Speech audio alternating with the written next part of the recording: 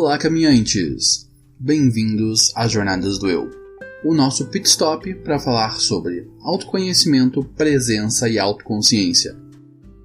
Eu sou o apresentador Reginaldo Pacheco e vou acompanhar vocês nessa caminhada rumo à realização. O podcast Jornadas do Eu faz parte do Roda de Pensadores, uma iniciativa para promover conversas significativas e diálogos abertos. Saiba mais em nosso site rodadepensadores.com.br.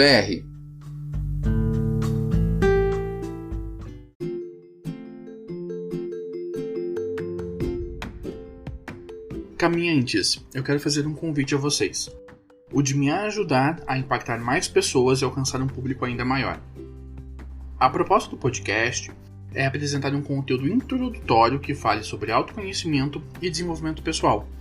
Todas as semanas nós trazemos um novo episódio abordando um tema diferente. Então se inscrevam ou favoritem o nosso podcast nas plataformas em que você nos ouve. E eu conto com vocês para indicarem o nosso programa para pelo menos 2 amigos na sua rede de contatos. Você pode ouvir o nosso podcast nas principais plataformas de streaming, como o Spotify e o Deezer, e em todos os agregadores de podcast. Então conto com vocês para que o Jornadas do Eu possa se tornar um ponto de partida para muitas pessoas.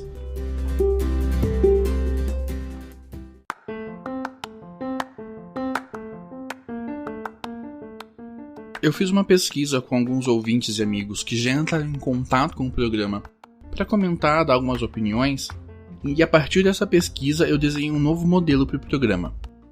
Então a partir de agora a gente vai fazer uns testes para esse novo modelo. Nós vamos dividir o programa em 2 tipos de episódio, os Soft Skills e os programas de entrevistas. Os programas de Soft Skills terão de 20 a 30 minutos, serão um programa solo, onde eu vou falar sobre desenvolvimento de habilidades específicas que são importantes tanto para o desenvolvimento pessoal quanto para o desenvolvimento profissional.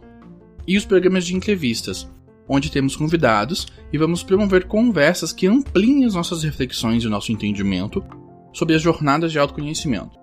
Os programas de entrevistas terão de 1 hora a 1h30. E eu conto com vocês para me darem os feedbacks do que vocês estão achando desse novo modelo de programa.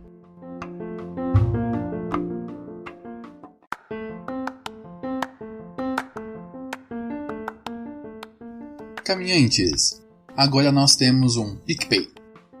Com a sua contribuição, você nos ajuda com as custas de todos os projetos vigentes no Roda, o Blog dos Pensadores e o Jornadas do Eu Podcast, e vai ajudar a viabilizar os novos projetos que estamos desenhando, o Roda de Pensadores Online, o Papo de Pensadores Podcast, o projeto Contando Contos, o Vlog dos Pensadores e o Podcast Geek.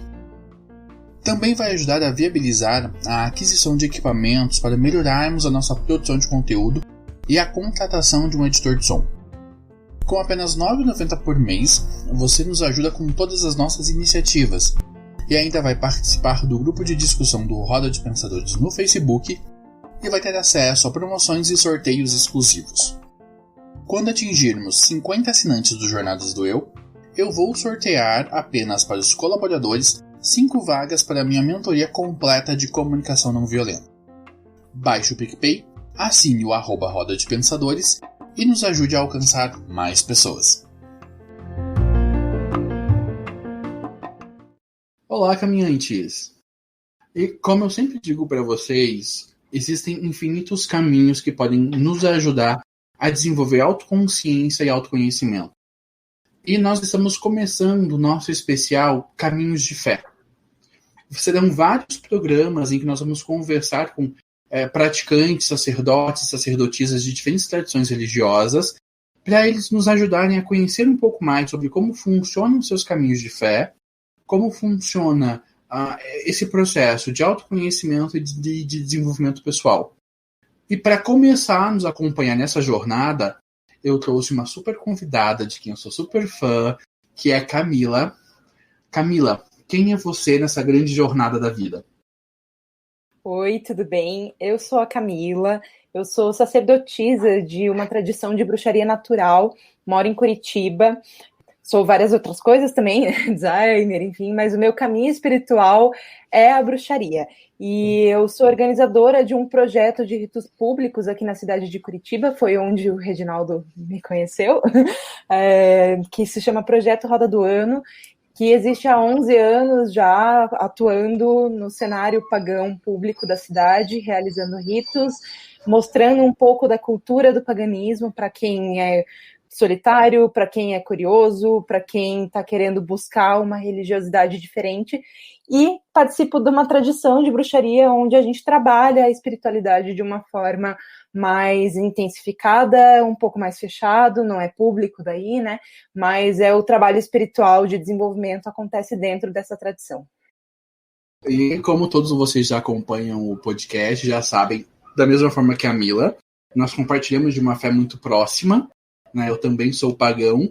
As minhas escolas de conhecimento, as minhas escolas filosóficas são um pouco diferentes das da Mila, mas no geral a gente bate muita figurinha aí porque é muita coisa parecida dentro do que é possível. Então a gente segue tradições diferentes dentro dessa mesma corrente de ocultismo moderno. Isso, a questão é que o paganismo tem a mesma raiz, né, Rê? Então a gente compartilha de muita coisa e cada um com as suas peculiaridades, então a gente acaba trocando mesmo essas figurinhas que você diz, porque a base é a mesma. Então a gente acredita nas mesmas coisas, mas cada um tem uma prática diferente em cima disso para poder viver essa experiência toda do paganismo e da religião centrada na Terra, que é o que o paganismo significa, né? Exato. Então, vamos começar do começo, porque a gente está falando, nós dois entendemos super bem desse assunto, mas vamos voltar ao começo, né? O que é paganismo? O que é bruxaria? Qual que é o ponto de partida para a gente começar a entender essas práticas de fé? Tá, então vamos lá. O paganismo é um caminho religioso que, na verdade, a gente entende como religioso hoje, mas que é o caminho do culto à natureza da forma mais simples possível. Pagão, a palavra pagão significa literalmente da terra, né? E os pagãos, antigamente, eram aqueles camponeses, as pessoas que estavam lá na colheita, na lavoura, o povo celta, principalmente, que é a origem do paganismo moderno, né? Eram aqueles que colhiam e eles se orientavam dentro da religiosidade deles com base nas estações do ano, no passar da natureza, né, que guiava a colheita, né? O calendário que eles tinham era a roda do ano, né? Até falei que a gente tem um projeto Roda do Ano que a gente faz aqui, que celebra justamente esses momentos da natureza, onde são marcos para a época de plantio, colheita, morte, entre aspas, da terra, né, renascimento da terra. Então é tudo baseado nos movimentos telúricos e cósmicos da natureza, né, ou seja, da terra e do céu. Então a gente celebra os solstícios e os equinócios, assim como a gente celebra os momentos de fertilidade e morte da terra. E aí a gente traz isso para o nosso lado espiritual, e aí tem várias tradições pagãs ao redor do mundo, vários caminhos pagãos. E a gente tem a bruxaria dentro disso, que é uma releitura, hoje em dia, né, do que seria esse culto pagão que existia antigamente, onde a gente falava especificamente do culto à terra e à natureza.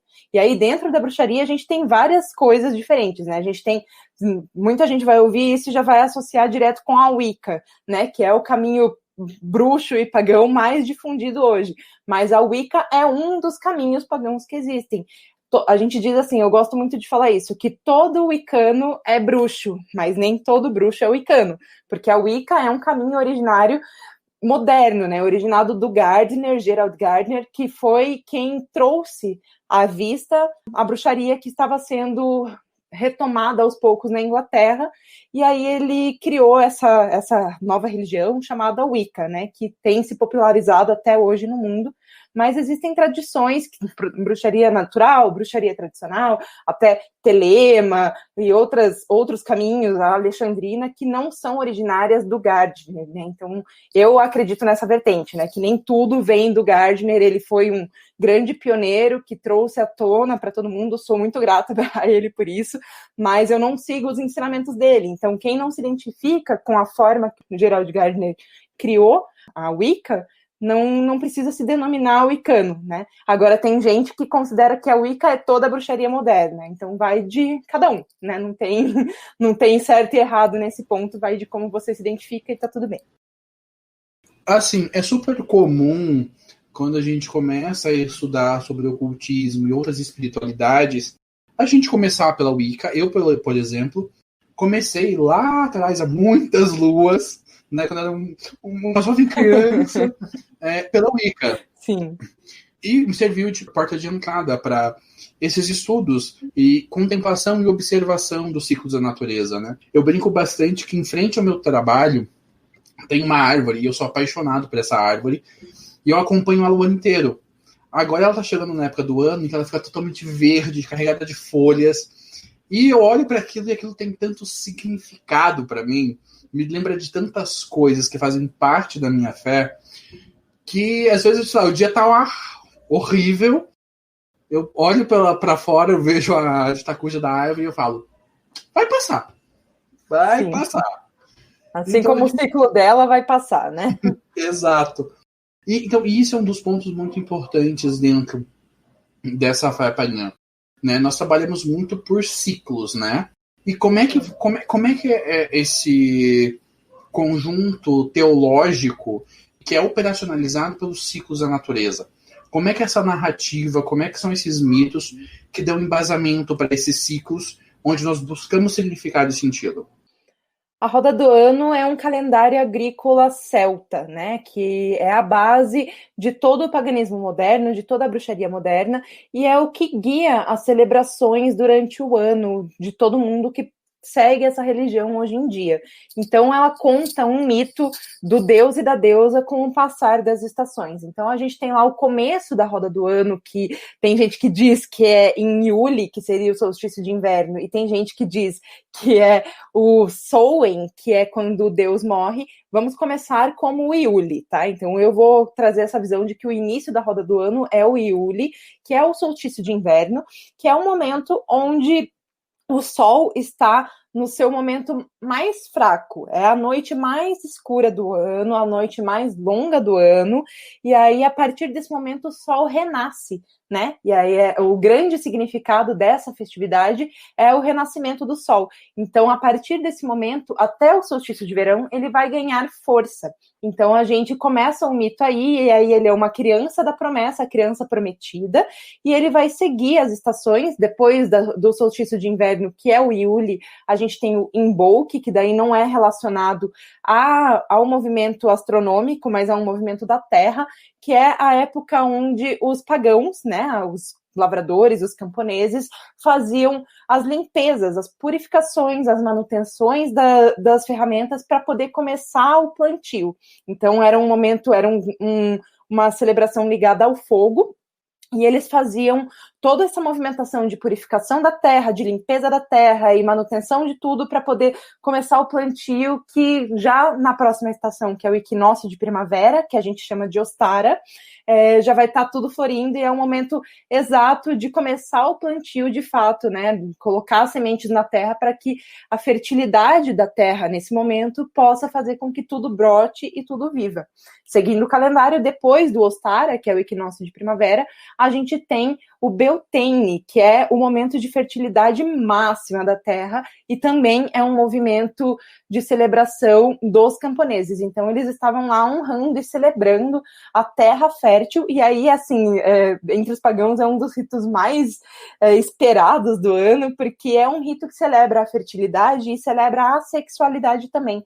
E é importante a gente dizer que a gente não vê a sexualidade como algo negativo, muito pelo contrário, os pagãos acreditam que o sexo, o ato sexual, é tão sagrado e tão importante quanto todos os atos devocionais que existem. Então, dentro das festividades de Beltane, ainda existiam pessoas que faziam o grande rito, que a gente chama, né, que é o sexo sagrado, e utilizavam de fluidos corporais, como o sêmen, como o gozo, como o próprio sangue menstrual, para fertilizar a terra ao seu redor, né, de uma forma energética, e aí isso ia potencializar a vida que ia nascer, ia estar vibrante e super poderosa no solstício de verão, que é o próximo rito, que se chama Lita. E aí, seguindo a roda do ano, o momento do solstício de verão é quando o sol está no seu ápice, ao contrário do solstício de inverno, que é quando ele estava nascendo. Então ele está lá, guerreiro, super, super poderoso, o deus, né? E aí ele vai começar a decair, a luz do sol vai começar a diminuir depois do solstício de verão, que é quando a gente tem, então, o dia mais longo do ano. Depois do solstício, a gente tem o festival de Lamas, ou Lughnasadh, que é um festival dedicado a Lugh, um deus celta, e ele é um festival da primeira colheita. Então, tudo aquilo que a gente começou a plantar no equinócio de primavera, a gente começa a colher agora em Lughnasadh, que é lá por meados de fevereiro, aqui no hemisfério sul. E aí a gente tem essa primeira colheita, que é a colheita dos grãos, e é um festival de agradecimento. De novo, é um festival dos camponeses, né, e não um festival astronômico. Seguindo a roda, a gente tem um astronômico de novo, que é o equinócio de outono, que é a segunda colheita, que aí vai colher os frutos, os legumes que estão mais maduros, então é uma época muito boa para abóbora, tudo, e aí é um festival de equilíbrio, né? Equilíbrio, agradecimento e introspecção também, porque depois desse a gente vai para o último festival da roda do ano, que é o Samhain, que também é um dos mais esperados de todos os bruxos, porque eles consideram esse o ano novo. É quando o deus morre, então ele passou por todo o ciclo de ser uma criança jovem, crescer, ganhar luz, ser um guerreiro forte e poderoso no solstício, e ir perdendo força até chegar em Samhain, quando ele já batalhou, já viveu, e agora ele está pronto para morrer. E aí ele morre e o véu entre os mundos fica tênue, fica fino, e a gente consegue ter contato com os nossos antepassados, honrar a nossa ancestralidade e cultuar esse Deus morto, para que então a roda comece de novo. Esse é o ciclo, que é um ciclo que acontece todo ano a gente celebra essas mesmas questões e percebe como a ciclicidade da natureza está de acordo com a ciclicidade da nossa vida. Eu dei um apanhado super rápido aqui sobre como a gente tem esse mito e a celebração da roda do ano. Podem ver até que as minhas marcações das festividades são relacionadas à colheita, que apesar de a gente estar vivendo um mundo hoje onde a gente tem colheita de tudo, basicamente o ano inteiro, a gente consegue transformar isso para a nossa realidade energética e pessoal. Então a gente faz lá, por exemplo, o festival da primeira colheita, onde originalmente seria o festival da colheita dos grãos, né? A gente pensa em tudo que passou no ano passado, né? Nesse ciclo passado, e a gente agradece. Então, tudo o que eu plantei na minha vida, eu vou colher nesse momento, ou eu vou perceber essas colheitas pessoais que eu tive e vou agradecer. Então, a gente coloca como um festival de agradecimento. Então, a gente consegue ir adequando essas simbologias para a nossa realidade atual e moderna. E quando a gente vai pensar nesses ciclos, e a gente está o tempo todo revisitando esses ciclos, tanto no ciclo solar quanto nos ciclos lunares, nós somos convidados o tempo todo a olhar para as nossas vidas também a partir dessa perspectiva cíclica. Né? Sempre olhando para trás para entender o que a gente viveu, entender o que a gente está vivendo e aquilo que a gente está buscando. E eu vejo que isso é um dos grandes elementos que impulsionam muito o paganismo e a bruxaria como tradições espirituais, religiosas, que incentivam muito o autoconhecimento e desenvolvimento pessoal. Como é que funciona essa mecânica, essa parte do desenvolvimento pessoal, do autoconhecimento dentro do paganismo e da bruxaria? Eu lembro, o texto que me motivou a começar na Wicca aos 11 anos de idade foi um texto de uma bruxa chamada Mavesper, que quem é do ramo conhece, ela é de Brasília. Texto que falava exatamente sobre isso, o paganismo e a bruxaria serem um caminho de autoconhecimento, de autodescoberta, de uma jornada de exploração. E sim, eu tô puxando sardinha porque eu sou do rolê, gente, então não adianta. Todo mundo tem seus vieses, esse é um dos meus, então tá tudo tranquilo, vamos lá. E essa jornada, esse caminho que a gente vai desenvolvendo dentro do paganismo, nós somos o tempo todo sendo convidados e reconvidados para observar o nosso comportamento, os nossos pensamentos, como a gente está, como a gente não está. Como você encara isso dentro do paganismo? Como você percebe o paganismo como esse caminho que fomenta muito o desenvolvimento pessoal? A maioria dos bruxos e das tradições de bruxaria que trabalham especificamente com o autoconhecimento, porque existem tradições de bruxaria que trabalham apenas a prática, trabalham a bruxaria como um ofício, tá? E aí vai ser só a parte da feitiçaria de fato, trabalhar com os 4 elementos, manipulação energética. Tem esse lado da bruxaria que é tão válido quanto outros, né? E aí a pessoa, inclusive, pode ser de outra religião, né? E praticar a bruxaria como um ofício. Mas aqui a gente está falando da bruxaria enquanto religião, enquanto caminho religioso. E aí, enquanto caminho religioso, a grande maioria, ou pelo menos quase todas, na verdade, todas as tradições de bruxaria e todos os caminhos ligados à bruxaria que eu conheço, trabalham com a questão do autoconhecimento e, assim, eu não conheço nenhuma tradição que não trabalhe com um conceito junguiano de sombra, conceito de arquétipo, então tem um viés psicológico por trás que embasa todo esse processo de autoconhecimento e autodesenvolvimento, seja ele psíquico ou espiritual. O Jung, ele é um psicólogo, caso alguém não saiba, né? Ele é um psicólogo que trabalha com conceitos de arquétipo, né? Que é um inconsciente coletivo manifestado, uma egrégora, que é na verdade, a egrégora é um inconsciente coletivo manifestado, e o arquétipo são vou colocar assim num termo bem chulo, assim, bem simplificado, quase como uma persona, um personagem, uma figura estereotipada, assim, que abarca vários conceitos ali dentro, tá? E a gente vai trabalhar. Então, vou dar um exemplo de um arquétipo, a madrasta. Tá? A madrasta é um arquétipo que existe e a gente sabe, quando eu falo madrasta, todo mundo consegue entender do que é que eu estou falando, que é aquela a mãe do pai viúvo, má, que te maltrata.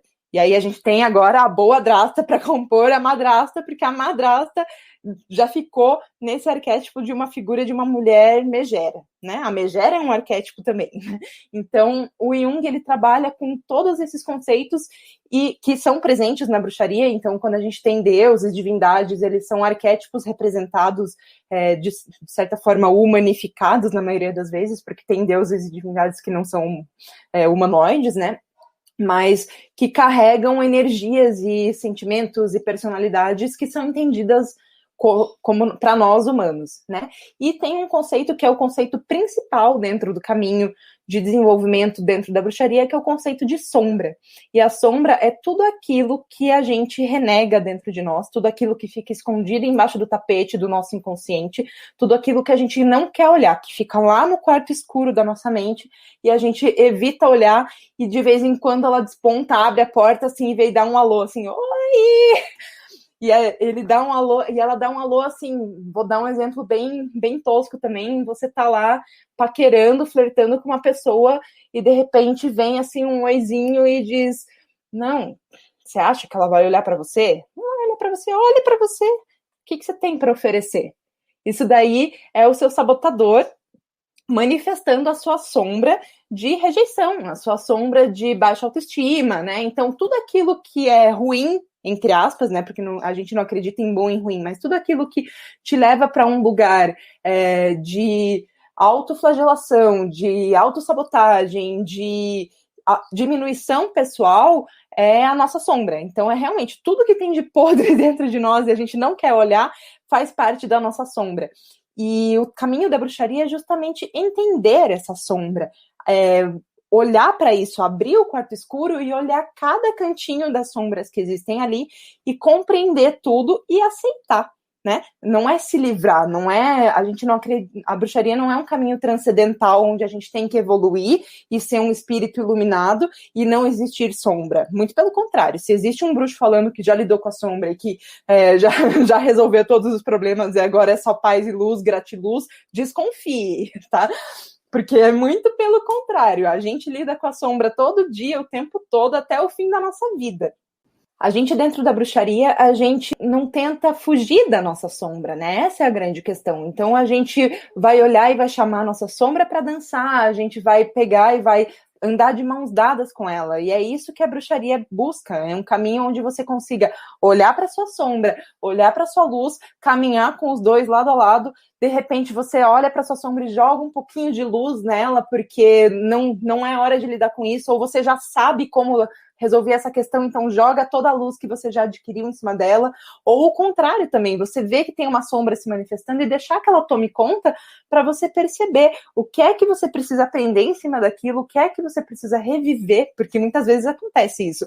Você se pega lá numa situação onde você tá vendo puta merda, desculpa o palavrão, mas nem sei se pode, puta merda, eu tô de novo passando por isso, sabe? O que é que tá acontecendo? O que eu não enxerguei ainda nessa situação que eu caí nesse ciclo de novo e eu ainda não aprendi? Então a sua sombra se manifesta para que você consiga olhar para isso e enxergar, assim, colocar um espelho na sua frente e falar: ok, é isso que eu preciso resolver. E aí eu vou aprender de novo, vou pegar todos os meus conhecimentos, tudo que a minha sombra está me trazendo e vou me desenvolver a partir desse ponto. Acaba sendo uma questão bem psicológica, assim, né? Que muitas vezes a gente resolve na terapia mesmo, tá? A bruxaria e os caminhos de bruxaria e os caminhos de dedicação por aí, os iniciadores, eles não estão lá para fazer às vezes do psicólogo. O psicólogo e o terapeuta precisam continuar existindo, inclusive é super recomendado que mantenha o seu trabalho psicológico sendo feito e o seu trabalho espiritual também. Só que um processo de autoconhecimento e autodesenvolvimento dentro da bruxaria vai suscitar essas coisas. Então a gente até recomenda, procure um psicólogo se você não tem ainda, porque você vai ter que lidar com muita coisa no meio do caminho. E é isso, sabe? É uma questão de olhar para isso. Um bruxo que tem conhecimento da sua sombra é um bruxo muito mais poderoso do que aquele que ignora ela. Porque a gente sabe qual é o nosso pior lado. E aí ninguém pode nos ferir em cima disso, porque a gente já sabe trabalhar com ele. Perfeito. E isso é um dos aspectos que eu acho mais significativos, que é o não negar que existe uma sombra, mas sim a tentativa de se conciliar com ela. Quando a gente vai fazendo terapia, a gente percebe... Eu cheguei à seguinte conclusão. A terapia ela não serve para que nós sejamos felizes. Né? A felicidade ajuda, mas ela não serve para isso. Na minha percepção, a terapia serve para a gente só sofrer pelas causas certas. Você vai parar de sofrer por um monte de besteira que você sofre inutilmente. Então, assim, eu vejo que eu brinco que o caminho do autoconhecimento está muito para isso também. A conseguir, e quando eu vejo, tipo, vamos abraçar a sombra, isso para mim tem muito do elemento do desapego. Uhum. E quando a gente vai para isso, tipo, não é que eu vou fazer coisas ruins por abraçar a sombra, longe disso. Né? A nossa moralidade continua sendo a mesma, independente de quais sejam as nossas tradições espirituais. Mas quando a gente fala em se conciliar com a sombra, e abraçar a sombra, é muito mais no sentido de tomar ciência daquilo que eu sou, tentar entender aquilo que eu sou por inteiro. E, cara, quando essas coisas se suscitarem, quando essas coisas emergirem, ter um profissional da psicologia ou da psiquiatria, independente de qual seja o acompanhamento clínico que você faça, médico que você faça, e é muito importante também para nos ajudar a lidar com essas descobertas, porque algumas delas são difíceis a gente conseguir processar. Uma das coisas que nós, no paganismo e bruxaria, nós temos bastante, são os resgates aos ritos, né? As celebrações, a celebração de lua cheia, minguante. Então a gente tem... O nosso calendário é bem festivo, né? A gente dá uma... O povo que gosta de festar os pagãos, hein? Eu tenho um amigo meu que é judeu, que eu sempre brinco, olha, o seu calendário e o meu estão ali concorrendo para ver quem faz mais festa. Verdade.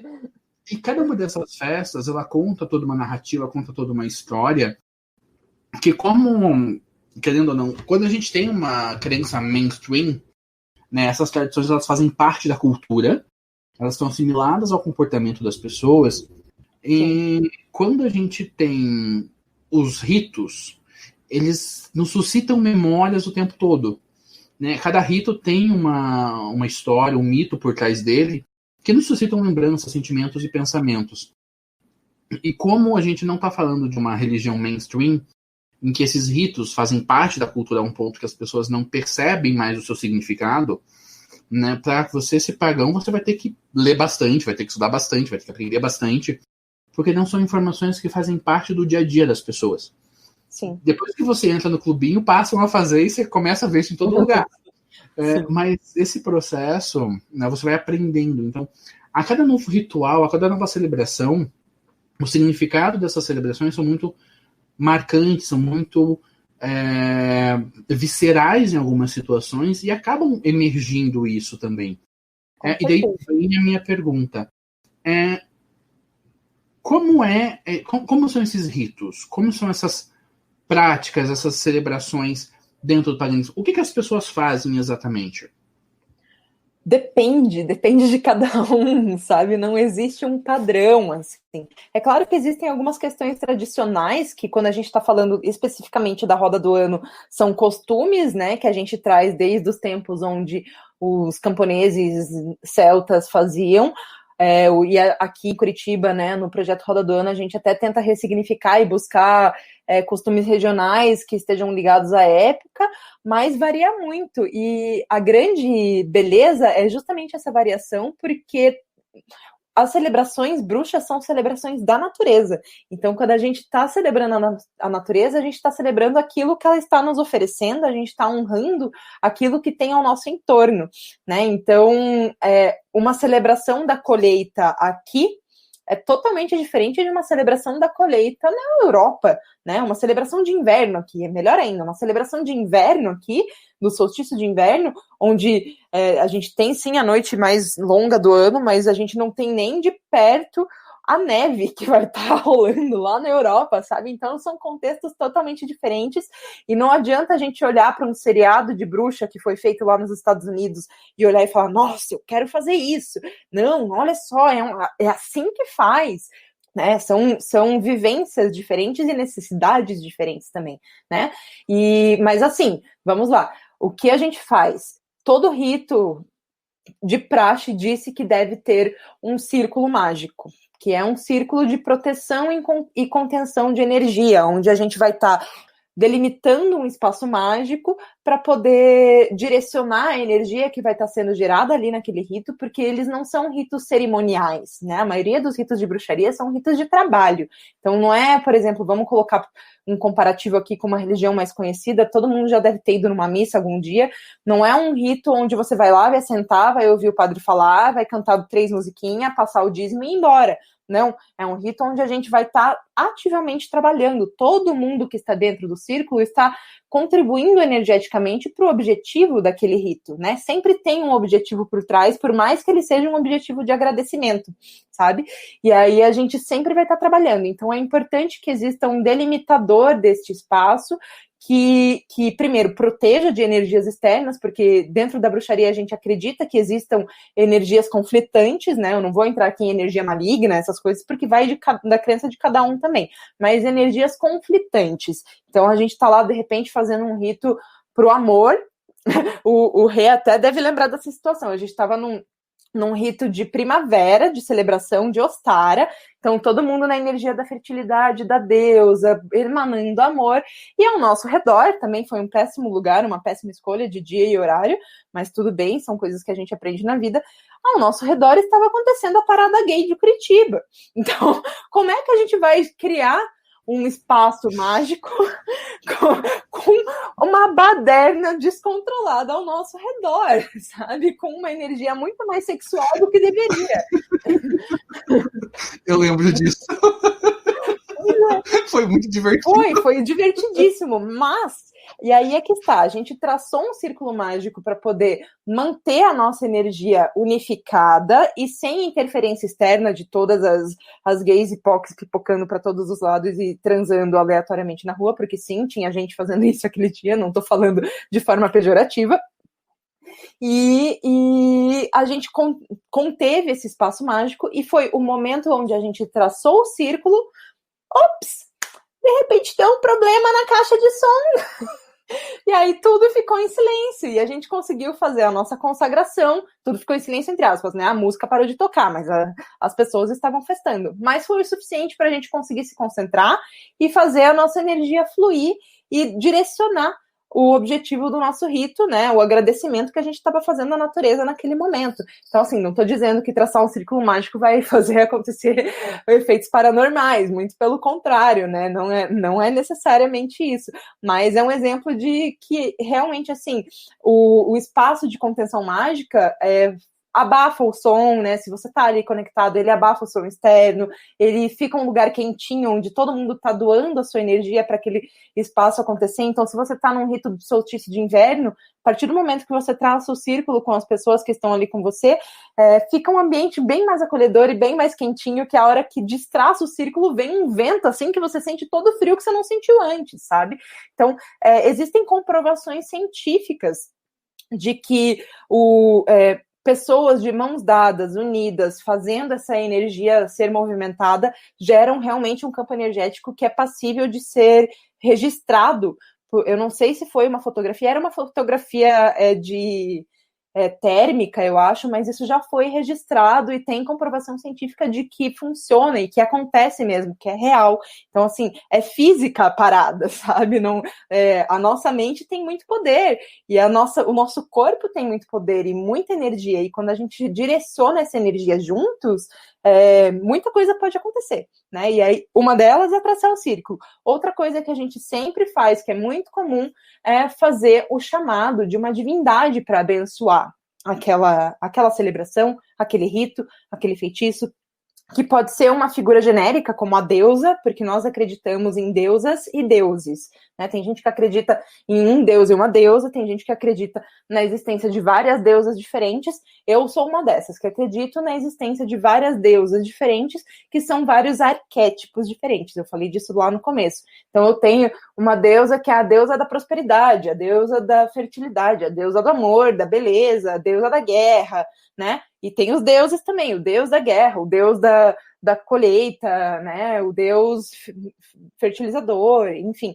Tem vários arquétipos diferentes que a gente entende como divindades, e elas são divindades que existem no mundo todo. Então, os bruxos não são pessoas que cultuam divindades de um único lugar, né? Não existe, assim, o panteão bruxo, né? Assim como a gente tem lá o pessoal na Índia que só cultua os deuses indígenas os deuses hindus.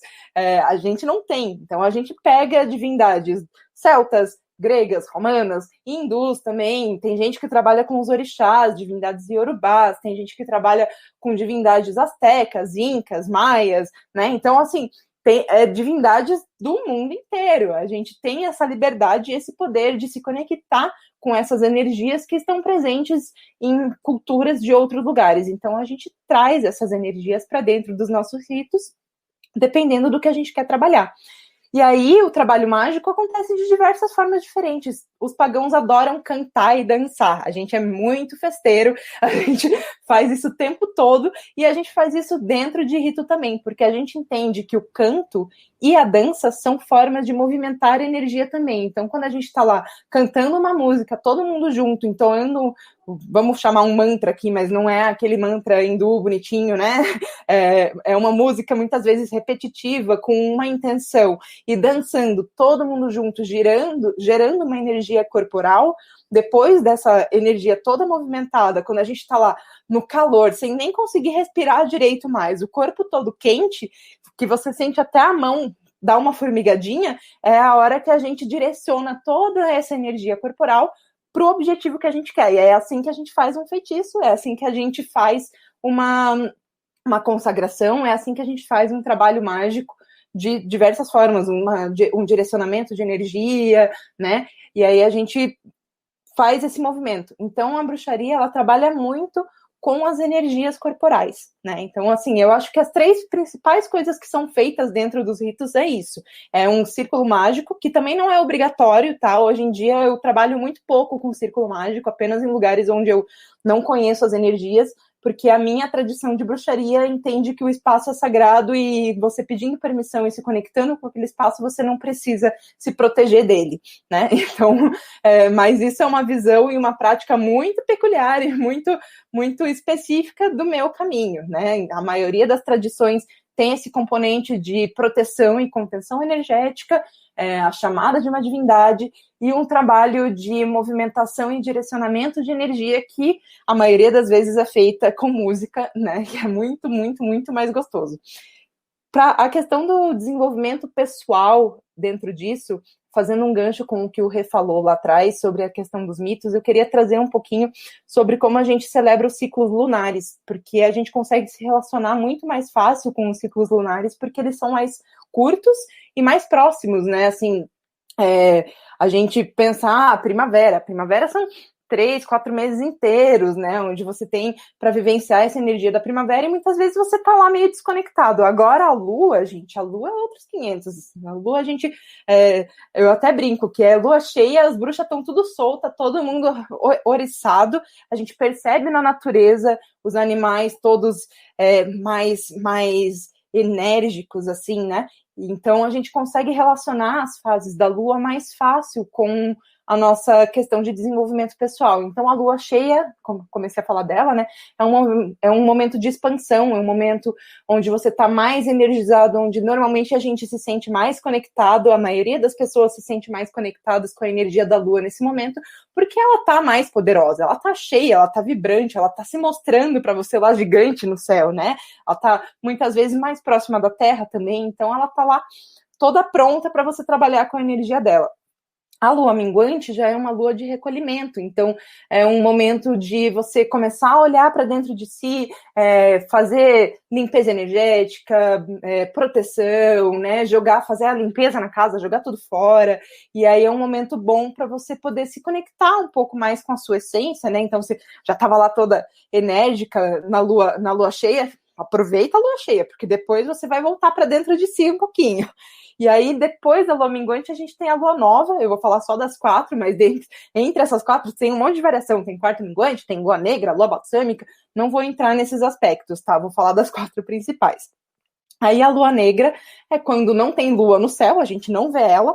E aí sim, é um momento de recolhimento máximo. Você tá ali preparando tudo, lua nova no caso, né? Você tá preparando toda a tua energia para despontar. Então é um momento bom para depois que você já se entendeu, já se compreendeu ali nesse ciclo menor, né? De repente você percebe alguma coisa que precisava dar uma recolhida. Agora na lua nova é o momento de você botar em início. Então você vai pegar e vai olhar para aquilo ali e dizer, agora é a hora de começar a fazer tal coisa, né? Tal projeto. E aí você vai começar a direcionar a energia para isso e na lua crescente você vai fazer isso expandir de fato, né? Então a lua crescente é ótima para essas questões de trabalho de expansão, né, começo de expansão, de projetos que você quer que vinguem, que cresçam, um aspecto da sua vida que você gostaria de deixar florescer mais fácil, né, então às vezes você está meio deprimido lá, não está sabendo lidar direito, você vai usar a lua minguante para se recolher e olhar para si, entender o que é que está causando essa ansiedade, essa depressão.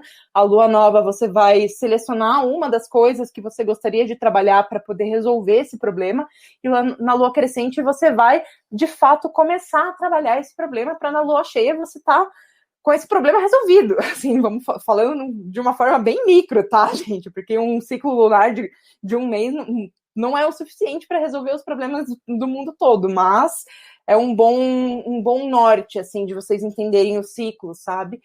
Tem gente que se conecta muito com as luas dessa forma e realmente se retrai muito numa fase, se expande muito noutra, sente seu poder mais aflorado numa lua e mais frouxo em outra, né?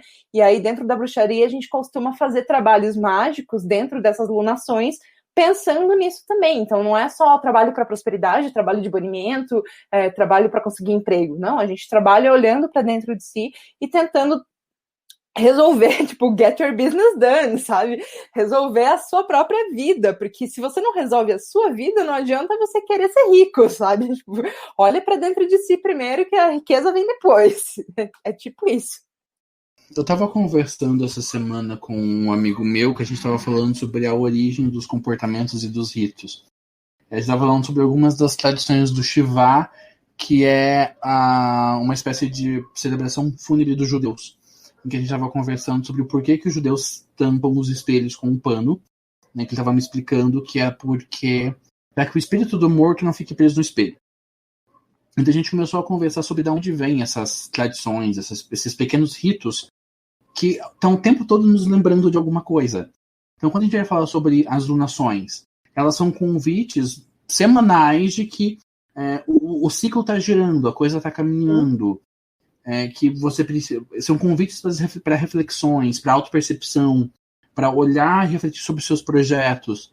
Então, além de toda a prática mágico-espiritual que essas lunações nos trazem, psicologicamente falando, elas são um convite de o tempo todo nós estamos nos revisitando para conseguir e lidar com as nossas situações, lidando com as nossas questões, para que a gente vá passando esses ciclos lunares e também vá vivenciando esses ciclos solares, que são as mudanças das estações, e os ciclos da Terra, que são as colheitas e os períodos de descanso da Terra.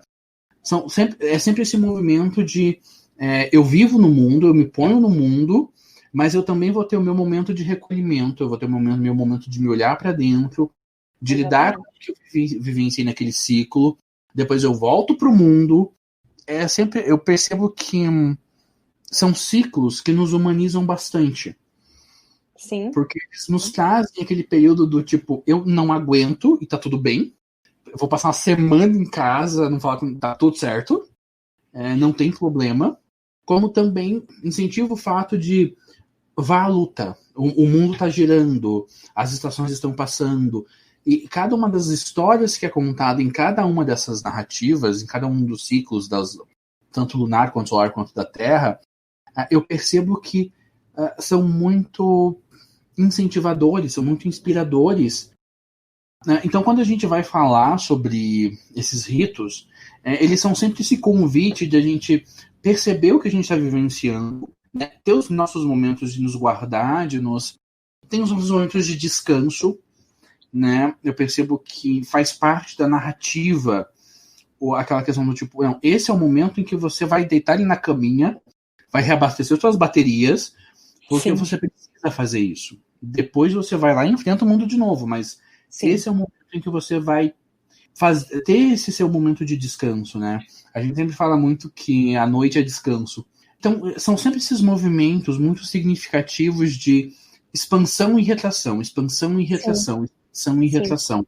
E isso eu percebo que gera uma autoconsciência muito grande.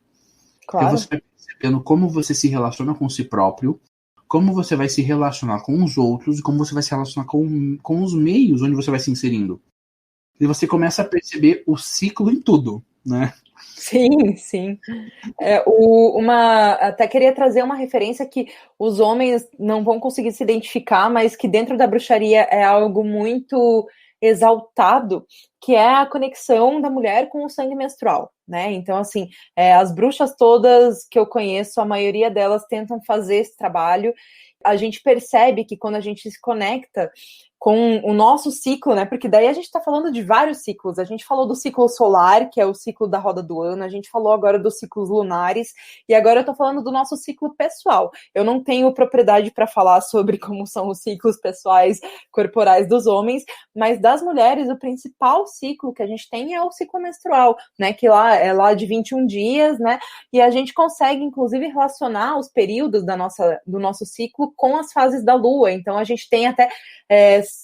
são, na verdade, com as fases da lua também, mas a gente relaciona muito com as fases da deusa, né? Que a deusa normalmente se apresenta em 3 fases, ou faces, que é a donzela, a mãe e a anciã. Então, a gente tem lá a donzela como o início do ciclo menstrual, que a gente vai estar lá super criativa, super num processo de expansão, né? Porque é logo quando a gente menstrua, né? E aí a gente vai estar nesse processo todo. Depois a gente tem a fase da mãe, que é quando a gente começa a ovular, e aí o nosso útero está preparado para receber um bebê que não vai chegar. E aí a gente tem a fase da feiticeira, que a gente inclui, que é a fase onde esse óvulo não fecundado chora pela morte, entre aspas, do aborto, né? Tipo, é um mini aborto que o nosso corpo faz quando esse óvulo não fecundado vira sangue menstrual. E aí a fase da anciã é a fase onde a gente se recolhe, e aí é a fase associada à lua minguante, né? Onde a gente se recolhe e olha para dentro de si e simplesmente se permite estar ali, sabe? E é isso que o Rê falou, é muito verdade, a gente se permitir estar nesses lugares, né? Muitas vezes a gente nem associa, de repente percebe, nossa, eu tô tão introspectiva, eu tô querendo ficar em casa, o que é que tá acontecendo? Justo eu, que sou uma pessoa tão baladeira, festeira, qualquer outra coisa, né? Para prestar atenção na lua, porque provavelmente vai estar numa lua minguante ou numa lua nova, que são épocas de recolhimento, sabe? Então, quando a gente começa a se conectar e se relacionar com esses ciclos, a gente percebe eles em todos os lugares e a gente se apropria deles. E essa é a grande beleza do caminho da bruxaria, porque a gente não apenas olha e vê esses ciclos passarem, mas a gente se apropria da energia desses ciclos, a gente vive eles de fato e incorpora eles da nossa vida. Como é o homem dentro da bruxaria? Porque, ouvindo pessoas que não fazem parte do caminho, eles sempre dizem que a bruxaria é um caminho muito feminino, e que eles não encontram esses pontos de identificação. Então, qual que é o papel do homem dentro da bruxaria e do paganismo? Entender o seu lado feminino, é justamente esse. Ai, não me identifico com a bruxaria porque é um caminho muito feminino. Ótimo, busque essa identificação, sabe? Porque é importante que a gente resgate, de novo, um bruxo que é bem desenvolvido, entre aspas, é um bruxo que consegue viver em equilíbrio entre as suas partes. Sejam ela luz e sombra, seja ela feminino e masculino. A gente saber lidar com a nossa contraparte é tão ou mais importante do que a gente exaltar a nossa parte principal. Então, assim, as mulheres hoje estão vivenciando muito o sagrado feminino, por quê? Porque isso foi renegado por muito tempo. Então, é o momento de protagonismo do feminino que a gente consiga voltar e entender as nossas raízes e se empoderar delas de fato. E esse é um movimento que é benéfico para os homens também, sabe? Porque eles entenderem e compreenderem todas as questões femininas que eles carregam consigo, e aqui a gente está falando feminino e masculino de um jeito bem abrangente, assim, usando esse termo que eu já nem gosto muito de usar, mas é difícil achar outra classificação, daria para ser ativo e passivo, não sei, né? Porque energias femininas e masculinas hoje, num momento de desconstrução de identidade de gênero, é complicado, né?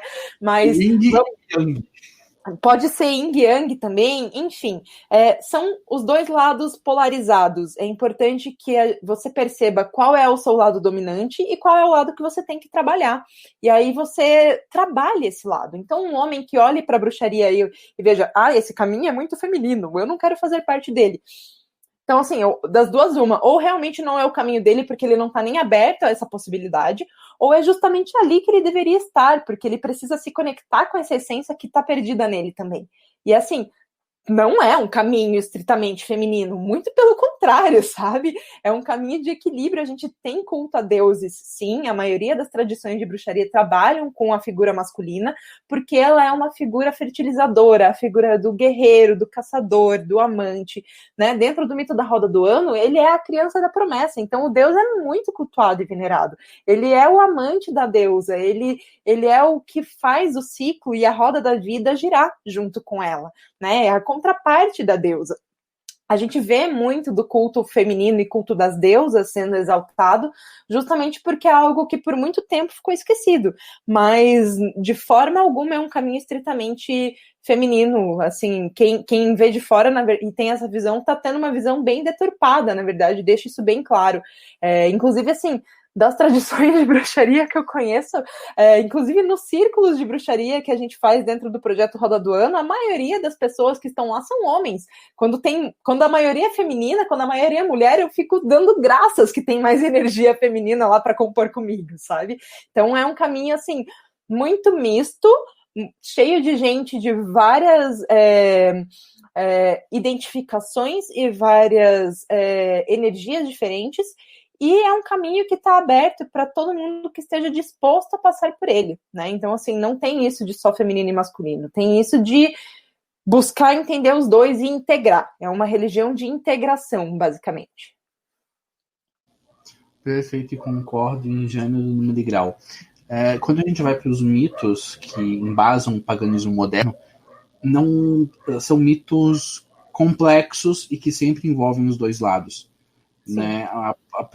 Como a Mila comentou, o próprio mito da roda do ano depende da deusa e do deus para que o troço aconteça, para que a roda gire. Né? Sim. A roda está sempre girando e ela gira porque existem os dois lados.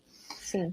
E é muito importante que, e quando a gente fala sobre o homem ter contato com a sua energia feminina, não significa negar a sua masculinidade de forma alguma.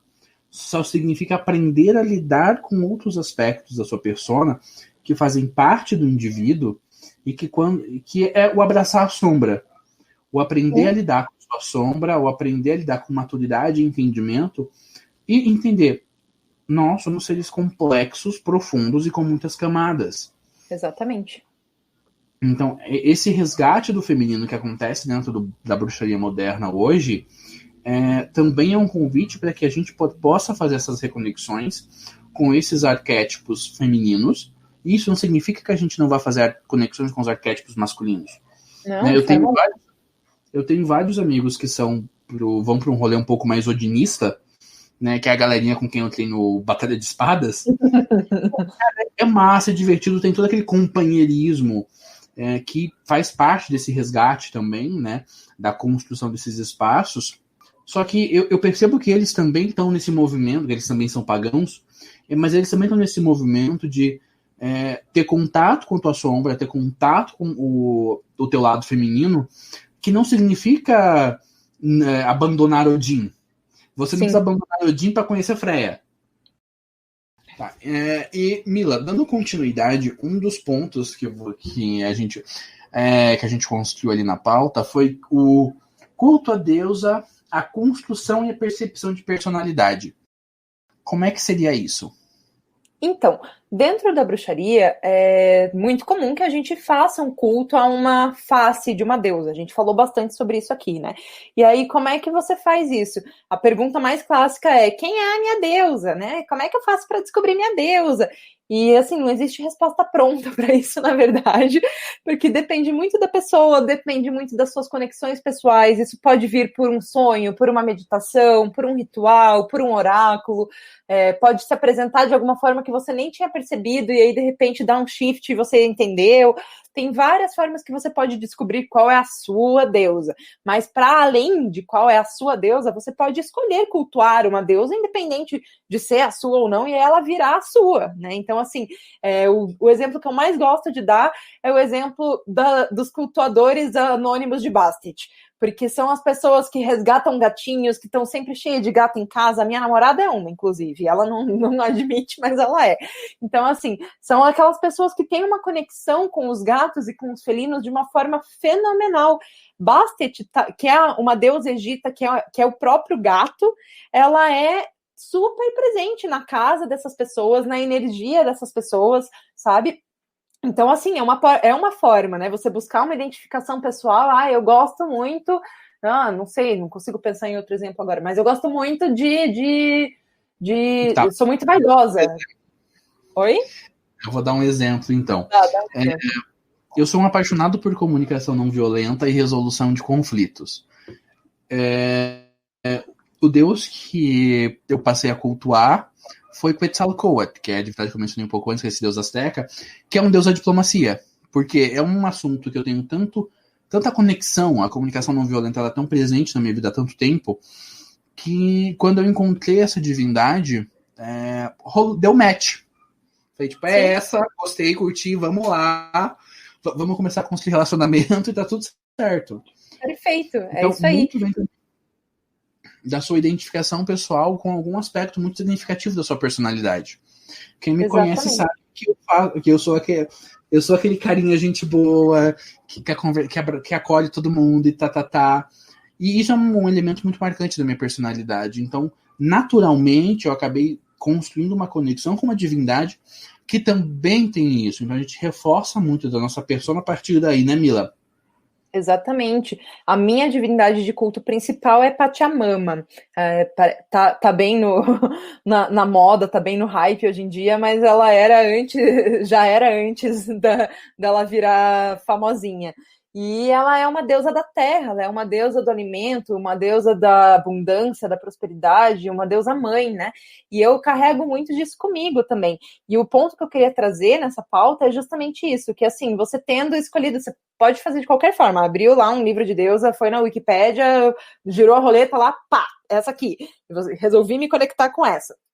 O que vai acontecer? A partir do momento que você desenvolve um culto a essa divindade, ou seja, você começa a pesquisar sobre ela, ler sobre ela, se conectar com ela de alguma forma, fazer um ritual, meditação, carregar alguma coisa que tenha a energia dela junto de você, você consegue entender como é que essa personalidade age, porque aqui a gente está falando de arquétipo, né? A gente está falando de uma força que existe com uma energia específica que nós humanos entendemos dessa forma. Então a gente entende que os deuses têm personalidade própria, têm gostos e desgostos, enfim, e aí a gente começa a perceber e se identificar com algumas dessas coisas, e aí a gente reforça esses elementos da personalidade da divindade ou da energia da divindade dentro de nós, de acordo com aquilo que a gente se identifica. Então, o meu exemplo, Pachamama. Pachamama saiu para mim de uma forma oracular. Eu estava num ritual e recebi a bênção dela e resolvi, beleza, vou continuar cultuando ela. Como é que ela é? O que ela faz? Como é que ela age? Né? Então, com a minha conexão com ela, eu fui adquirindo algumas coisas que quem olha diz, nossa, a Mila é muito Pachamama mesmo. Eu sou a pessoa que gosta da família toda ao redor da mesa, eu abraço todo mundo dentro da minha asa, tipo a mãe ganso, assim, sabe? Eu faço comida para todo mundo, a minha forma de demonstrar amor é cozinhando para as pessoas. Eu sou uma pessoa que tem uma estrutura muito sólida, consigo manter estabilidade, consigo trazer essas energias mais terrosas mesmo, sabe? E aí, isso tudo tem muita relação com essa divindade que eu cultuo. Por outro lado, também cultuo Thor, né? Do outro lado do oceano, mas também cultuo Thor, que é nórdico, que é o deus do trovão, que carrega um martelo de Thor e sai dando martelada para cima e para baixo. E ele é uma divindade muito impetuosa, né? Ao mesmo tempo que ele é impetuoso, ele é muito fiel. E para mim, ele se manifesta muito dessa forma, dentro de mim, né? A forma como o culto a essa divindade se manifesta na minha vida e na minha crença e na minha personalidade é dessa forma impetuosa, muitas vezes raivosa, acaba sendo até um pouco dessa questão que a gente comentou do sagrado masculino, que eu me permito estar nesses lugares de vez em quando, né?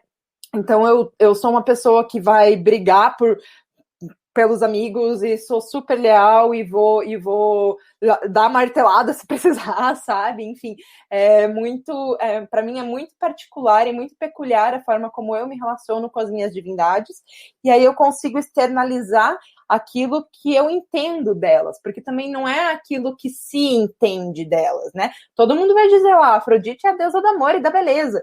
Beleza, quando eu me conectei com Afrodite, quando eu fiz um breve culto a Afrodite, eu entendi de outra forma, eu entendi que ela trabalha muito mais a aceitação própria, muito mais a autoestima do que a sexualidade, mas foi como ela se refletiu significa que todo mundo vai sentir dessa forma. Com certeza vai ter alguém que vai se conectar com a Afrodite e vai virar o centro das atenções super leonino no meio da balada, sabe? Vai de cada um. A grande questão é essa, é se conectar e entender o que é que ressoa em você e potencializar essas características, essa personalidade, essas energias, e assim a nossa personalidade acaba, de certa forma, sendo construída, porque a gente acaba incorporando isso na nossa vida, no nosso cotidiano e na nossa forma de ser, né? Então é isso que eu queria trazer um pouquinho também. No paganismo, a gente vai construindo relacionamentos com as divindades, e nisso de prestar os cultos, aprender mais, e resgatando aquilo que eu comentei lá no começo do programa, por não ser uma coisa mainstream, não ser uma coisa que está inserida na cultura convencional, e a gente tem que estar o tempo todo buscando para aprender, né, a gente vai vivenciando muito mais essas experiências, e a gente vai construindo esse relacionamento e vai despontando cada vez mais alguns dos elementos, alguns dos arquétipos, algumas das representações que essa divindade tenha. E esses apontamentos, eles estão sempre reforçando alguns elementos do nosso próprio comportamento. Isso fortalece muito aspectos positivos da nossa personalidade e nos ajuda a lidar com comportamentos que nós consideramos distantes. Porque, querendo ou não, não sei qual é a visão da Mira em relação a isso, mas a minha visão em relação a isso é que os deuses dos pagãos são deuses bem mais humanizados. São deuses que falham, deuses que podem cometer erros. E quando você pensa que se Deus pode errar, bebê, tá tudo certo para mim, vai acontecer em algum momento e a gente lida com isso quando acontecer, porque faz parte da vida, faz parte do ciclo. Exatamente. Concordo em gênero, número e grau com você. E daí a pergunta de $1 milhão. Por onde uma pessoa pode começar no paganismo e na bruxaria? Quais são as dicas que você pode dar para quem está interessado, para quem é curioso, para dar os primeiros passos nos estudos de ocultismo, nos estudos das religiões antigas? Pesquise. O caminho da bruxaria é um caminho essencialmente de busca. Então, assim, é um caminho que precisa de muita pesquisa, de muita leitura, como o Rê falou lá atrás, porque não é algo que é consolidado nem muito difundido. E é um caminho, né, além disso tudo, é um caminho onde sempre existe algo a mais onde você pode aprender. Então, a pesquisa é fundamental. Vá atrás de livros sobre o assunto. Hoje em dia, né, com a internet, tem Instagram, tem um monte de Instagram falando sobre isso, tem podcast de bruxaria, tem site de bruxaria, mas vá atrás. Pesquisar sobre isso é fundamental. Então, tem livros para iniciantes, tem livros específicos, tudo isso ajuda muito. Se você tiver como, pesquise por grupos na sua cidade também. Aqui em Curitiba, quem estiver ouvindo e for de Curitiba, está super convidado para participar do projeto Roda do Ano quando acabar a pandemia. A gente recebe todo mundo sempre de braço aberto, seja curioso, não precisa ser pagão, não precisa ser iniciado, não precisa ser nada, gente. Pode só querer saber o que é, sabe? Procure grupos que cultuem, que façam esses movimentos na sua cidade. Se não tiver um grupo, joga lá no Facebook, né? No Facebook, com certeza, em algum dos grupos lá, Wicca Brasil, Bruxaria Brasil, vai ter alguém da sua cidade ou de uma região próxima. E se não tiver, crie você mesmo, um grupo de estudos que seja. Você vai achar alguém querendo fazer isso com você e que não teve coragem ainda. Eu posso te garantir com 105% de certeza que você vai achar alguém, tá? E é isso, assim, as minhas principais dicas são essas. Primeiro, pesquise muito, estude muito e vá atrás de pessoas para poder compartilhar disso, porque o caminho da bruxaria, ele pode ser solitário, sim, mas você trocar figurinhas com pessoas nunca é demais, né? Então, assim, você pode fazer a sua prática solitária, mas você tem alguém que não seja você ou o PDF esquisitão que você achou lá na biblioteca de ocultismo no Facebook, para poder conversar, trocar uma ideia e ver se de repente é isso mesmo, se tem uma coisa que podia ser diferente, de repente tem uma inspiração, sabe? É muito mais válido quando a gente compartilha um pouquinho com o outro. Eu sempre brinco que, tipo, a bruxaria ela pode ser um caminho solitário, e tá tudo bem. Mas quando você junta o rolê, fica bem mais legal. Sim. É bem mais divertido. Com certeza. E Mila, a gente está caminhando então para o final do programa. E no final do programa, a gente sempre pede uma indicação, dica, sugestão de livro, música, documentário, série, para dar para o pessoal. O que você recomenda? Vamos lá, eu tenho 2 recomendações hoje. Uma é especificamente de bruxaria, que é um ótimo livro de porta de entrada para quem quer conhecer sobre isso, que se chama Paganismo, uma religião centrada na Terra. Lá vai ter vários conceitos, várias coisas interessantes, vai explicar o paganismo, o que é paganismo, o que é bruxa, o que é todas as vertentes de bruxaria. É assim, livro essencial para quem está começando é esse. E aí, especificamente sobre a questão de autoconhecimento, sobre essa compreensão de arquétipos, e é um livro que todo mundo devia ter. Eu falo que todas as mulheres deveriam ler, mas eu acho que todos os homens deveriam ler também. É um livro chamado Mulheres que Correm com os Lobos, da maravilhosa diva na Terra, chamada Clarissa Pinkola Estés, e ela fala sobre arquétipos da mulher selvagem, né? Mas são arquétipos que se aplicam para os homens também, tá? Então, se aplicam para todo mundo, na verdade, e são arquétipos pelos quais a gente percorre durante a vida toda e a gente consegue se identificar em alguns momentos. Eu estou numa fase mais tal, uma fase mais tal, né? E aí a gente vai entendendo como que a gente consegue trabalhar na nossa vida para resolver os nossos conflitos internos, entender melhor quem a gente é, quais são os processos que a gente está passando, quais pelos quais a gente ainda vai passar, quais ainda estão refletindo na gente. É um livro que fica de cabeceira, assim, que dá para funcionar até de bibliomancia, abre assim, pum, e dá uma lidinha num conto ali. Ela trabalha com contos, né, para poder explicar todos esses arquétipos e é assim, fenomenal para quem está nessa jornada de autoconhecimento e autodesenvolvimento. Eu nunca li o Mulheres que Correm com os Lobos, está na minha lista de leitura, mas eu quero muito ler, porque todo mundo que eu conheço que leu esse livro achou ele incrível, magnífico e muito útil. E se a Mila quiser mais para frente, depois que eu fazer a leitura também, a gente pode fazer um programa especial sobre esse livro para recomendar para o pessoal e aprofundar mais a conversa nele. Tanto sobre os arquétipos do livro, até talvez a gente eu posso ver se eu trago alguém junguiano para a gente também aprofundar um pouco mais sobre a construção de arquétipos de Jung para esse programa do Mulheres Correm com os Lobos. A minha primeira indicação são os livros do Scott Currigan, que ele é um grande diferencial na bruxaria. Os livros dele são muito indicados para quem está começando, são livros bem introdutórios, com uma linguagem bem acessível. A gente tem alguns autores aí que gostam de usar uma linguagem bem rebuscada, que dá de um dicionário do lado. O Currigan ele é bem tranquilo. E a minha indicação não mágica vai ser meio assim, né? Que tá na galera. É uma banda alemã chamada Faun. Eles tocam. Cara, eles são incríveis. Eu sou apaixonado por essa banda. Eles já vieram para Curitiba fazer show. É claro que eu fui, foi incrível. Meu Deus, foi maravilhoso. Então, escutem, tem todas as plataformas aí de streaming de música. Vocês vão gostar e é um gênero musical que para muitos vai ser novo e que é bem interessante. E expandir aí nossos referenciais culturais. Isso. Então, gente, é isso. Nós recebemos aqui a Camila. Camila, faz o seu jabá. Vamos lá. Eu, além de tudo que eu falei lá na frente, né, sacerdotisa, organizadora de projeto, designer, eu também sou herbalista e tenho uma marca de herbalismo com mais 2 sócias, que são minhas iniciadas dentro da minha tradição de bruxaria, e ela se chama Sestra Herbalismo Mágico. Então, no Instagram é Sestra Herbalismo.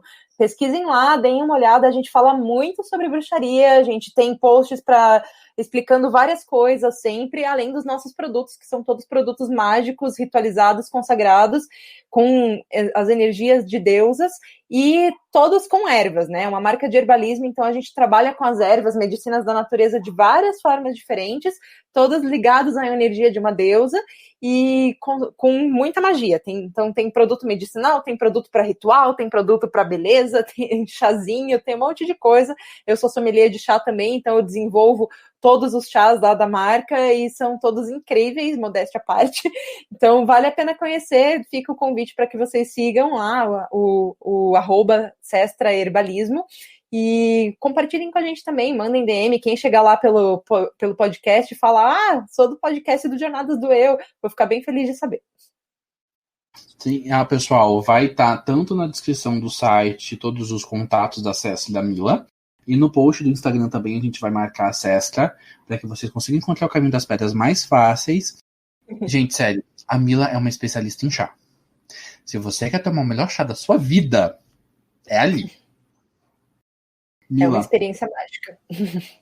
Nem fale, eu vi um tutorial da Mila de como preparar chá do jeito certo.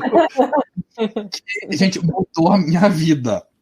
Sim. Porque, cara, eu sou um dos tios do chá. Mila, muito obrigado por participar do programa. Foi, assim, maravilhoso. Eu falei que ia tentar não ser muito tiete, mas não rolou. Não deu. Eu tô realmente muito grato pela tua participação.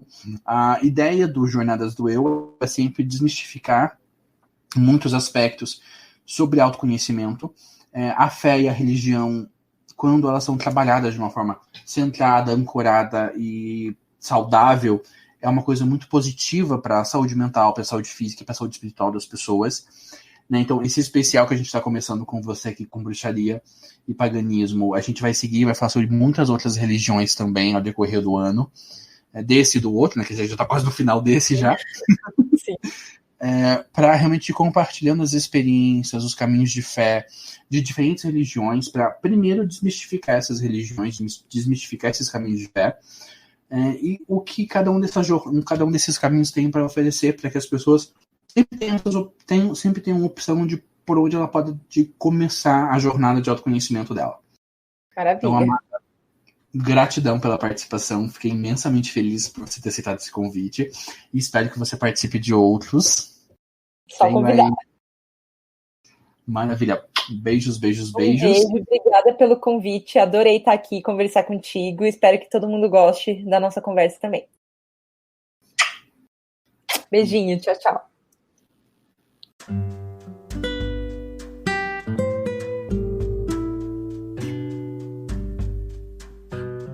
Nosso programa faz parte da iniciativa Roda de Pensadores, que tem o objetivo de promover conversas baseadas em racionalidade e empatia. Você pode conhecer outros projetos dessa iniciativa no site rodadepensadores.com.br ou pelo Facebook e Instagram, @Roda de Pensadores. Muito obrigado por ter nos ouvido até aqui. Nosso programa é semanal e vai ao ar todas as segundas-feiras, sempre abordando temas sobre autoconhecimento, presença e autoconsciência. Contamos com você para nos ajudar a levar nossa mensagem mais longe. O Jornadas do Eu é um podcast que você vive agora. Até semana que vem e gratidão a todos.